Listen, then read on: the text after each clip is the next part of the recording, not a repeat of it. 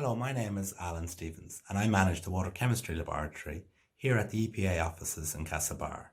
We monitor the quality of water in the rivers and lakes along the western seaboard here in Ireland.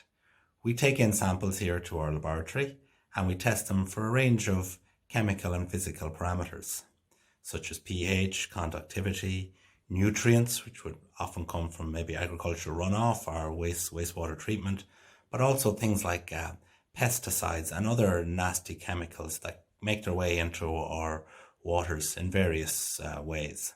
So I'm going to show you some of the analysis going on around here this morning.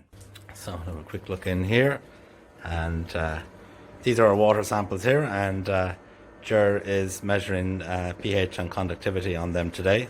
So these are the river and lake samples that have come into us today.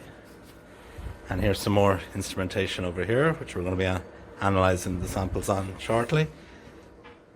And in here we have Marita is preparing some samples here to measure total organic carbon on them. I think she has some samples running here as well for total phosphorus. These are the samples here, and they're going into this machine, and we're going to get a result out of it to say how much phosphorus is in that water sample.